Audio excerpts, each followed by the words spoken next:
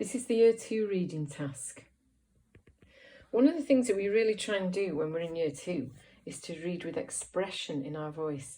It's got a special word, prosody. That's a good word, isn't it? Prosody. We want to read really well and quickly so that our reader understands what we're reading and is interested in what we're reading. So we're going to have a practice of that today with Old Bear that you've just heard me read. We're going to concentrate on this page here, which has got a lot of different characters speaking on it. So we can have a bit of fun practicing our voices for different characters. And we can also use the punctuation to help us, not just full stops, but question marks and exclamation marks. And we can also think about how the character might be feeling. And that will help us to know how to read it. So what we'll do is, I shall read it first and then you can practice after me. Is that okay? So if you remember at this part in the story, Old Bear is in the attic and the toys are trying to find a way of getting him back out of the attic so they can see their friend again.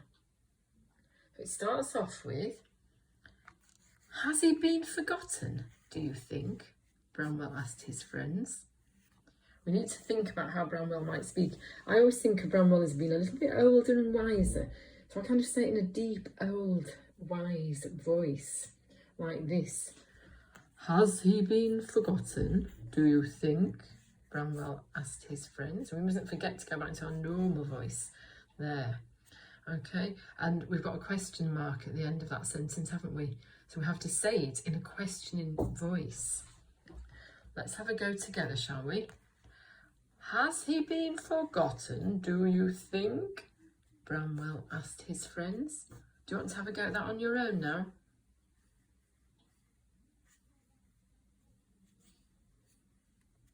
Great.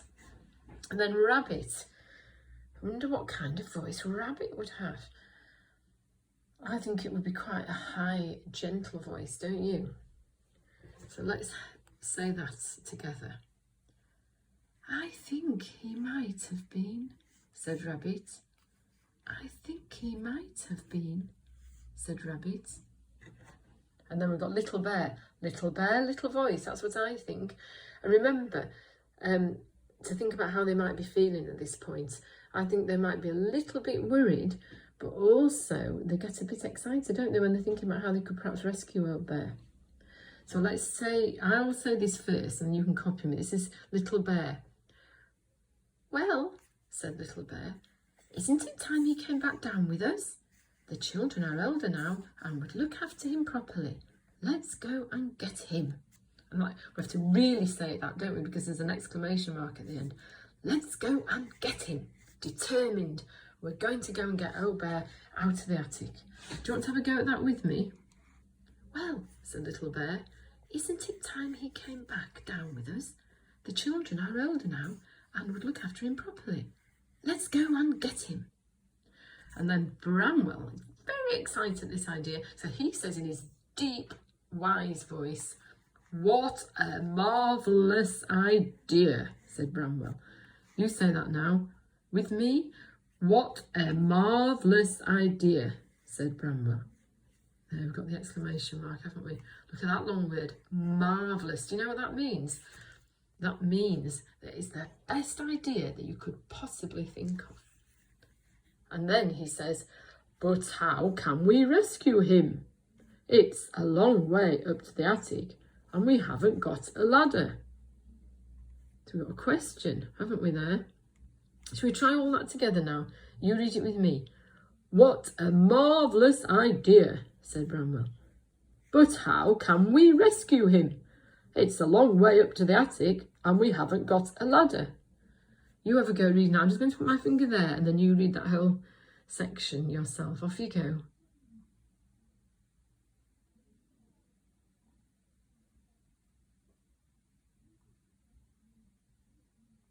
Right, well done. Little Bear in his little high voice now. We could build a tower of bricks, suggested Little Bear. Do you want to try that? We could build a tower of bricks, suggested Little Bear. And then there's a little bit of information about what happened next. Rabbit collected all the bricks and the others set about building the tower. You try reading that sentence. Rabbit. Excellent. It grew very tall and Little Bear was just putting on the last brick when the tower began to wobble. Can you see how I slowed down at the end to build the reader up to the scary situation that's about to happen when the tower is beginning to wobble? Let's try that together. Bear was just putting on the last brick when the tower began to wobble. You have a go. Bear. And then he says really loudly, look out! You try that. He cried as the whole thing came tumbling down. But old wise Bramwell Brown, he says, never mind. You try that. Never mind, said Bramwell, helping Little Bear to his feet. We'll just have to think of something else. You say that with me. We'll just have to think of something else. Well done. That was really, really good reading. Now, if you'd like to go to the writing task, that will also be linked with this page, and we're going to still be looking at punctuation. I've already talked about the full stops, the question marks and the exclamation marks, but there's some other really useful punctuation on that page, isn't there? Look very, very carefully.